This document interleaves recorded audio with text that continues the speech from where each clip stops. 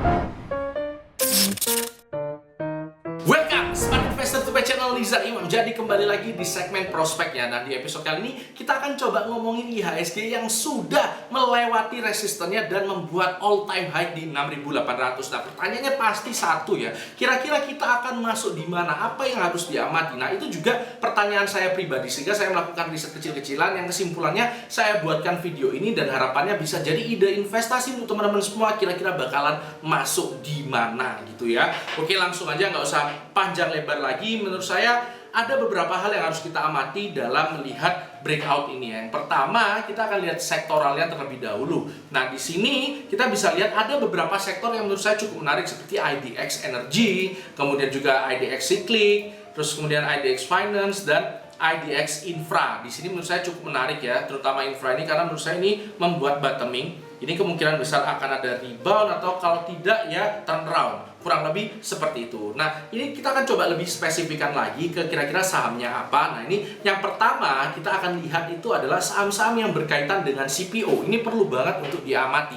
Kenapa? Karena kita lihat sendiri CPO berdasarkan USD Malaysian Crude, ini kita bisa lihat ini sudah all time high sejak 2014 ya. Dan ini memang ada doji, nah artinya mungkin bisa retrace sampai ke warna merah. Tapi kalau selama warna merah ini tidak ditembus, ini kemungkinan besar akan terus membuat kenaikan harga lagi ya, akan terus membuat uptrend terus. Kurang lebih seperti itu. Dan menariknya kalau kita ngomongin CPO, ini sudah pengaruh di real market. Kita bisa lihat ya, mulai banyak di sini adalah minyak goreng yang langka di pasaran. Nah, ini nggak lebih nggak bukan kenapa? Karena pemerintah mencoba menerapkan DMO alias ya harganya itu dibatasi ya, maksimal berapa, padahal harga di global tinggi banget sehingga menyebabkan mungkin ada pihak yang memborong. Nah, akhirnya market itu kekurangan pasokan. Seperti itu kurang lebih ya. Ini karena sudah sangat ngefek banget di real market, akhirnya saya juga memutuskan untuk masuk ya. Kalau di porto saya ini, saya masuk lewat LSIP ya. Ini di 1.200. Sekarang kurang lebih udah untung 6,67%. Ini masuknya kurang lebih sekitar 1-2 minggu yang lalu ya, 24 Januari. Ini menurut saya bisa diamati banget CPO ini. Karena harganya masih terus naik ke atas, masih uptrend lah gitu. Nah, yang kedua yang perlu kita amati itu adalah saham-saham yang berkaitan dengan oil. Nah, oil di sini juga hampir mirip dengan CPO ya, artinya terus membuat uptrend. Nah, di sini kita bisa lihat ya, ini ada doji yang kemungkinan besar bisa retrace sampai ke merah, tapi ya sama kayak CPO. Selama garis merahnya tidak dilewati ya, ini pasti masih uptrend. Kurang lebih seperti itu, bahkan mungkin bisa mencapai 100 per barrelnya.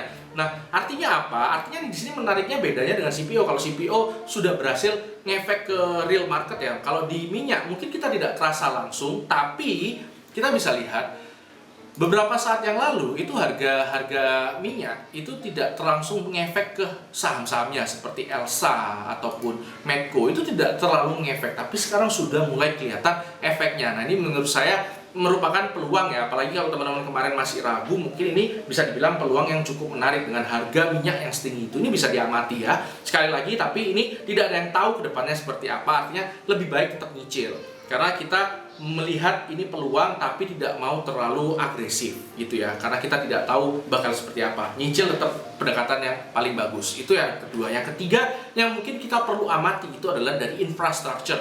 Jadi kita bisa lihat di sini mulai banyak berita-berita tentang ya proyek-proyek ya. Jadi BUMN karya ini banyak dapat proyek-proyek ya, seperti Waskita, Wika, Adi segala macam. Dan juga kemarin mulai ada muncul berita Jaya Konstruksi memenangkan tender sirkuit Formula E, apalagi nanti bakal ada IKN, yang tentu banjir proyek itu mungkin akan terjadi dalam waktu yang mungkin tahun depan atau bahkan tahun ini, kurang lebih seperti itu. Sehingga menurut saya patut diamati. Dan apalagi kalau kita lihat secara momentumnya, kita bisa lihat di sini memang seperti ada bottoming ya.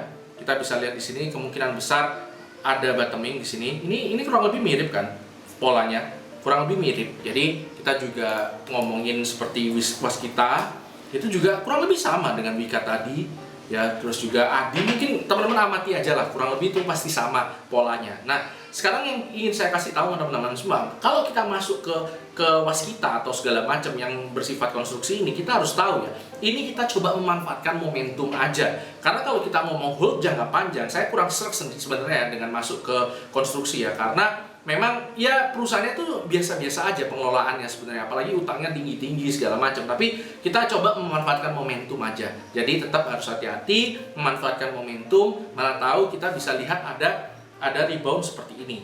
Seperti itu ya. Jadi kita coba manfaatkan momentum aja, momentum investing. Kurang lebih seperti itu. Nah, yang keempat yang perlu kita amati itu adalah finance ya. Ini sebenarnya terlihat klise karena finance itu di segala macam kondisi kita tetap nyaranin finance ya. Tapi ini ada alasannya, gagasannya kenapa kok saya ngomong finance. Jadi kalau kita lihat sekarang, The Fed itu sudah pada banyak ngomongin tentang kenaikan suku bunga, yang artinya BI pun akan ngikutin, nggak lama itu pasti akan ngikutin. Nah, kalau kita sudah masuk era di mana suku bunga dinaikkan, yang paling pertama dapat kenaikan pendapatan itu adalah banking. Kurang lebih seperti itu ya, karena net interest marginnya pasti naik. Kurang lebih seperti itu. Jadi ini juga dilihat dari BRI ya.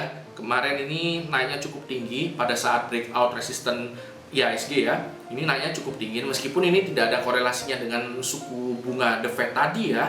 Karena bank-bank lain seperti BNI, BCA itu tidak mengalami hal seperti ini karena sentimennya, karena kinerja BRI yang memang bagus banget. Tapi gagasannya dapat ya. Gagasannya kalau suku bunga naik, kita coba masuk ke finance. Karena nanti kemungkinan besar pendapatannya juga naik.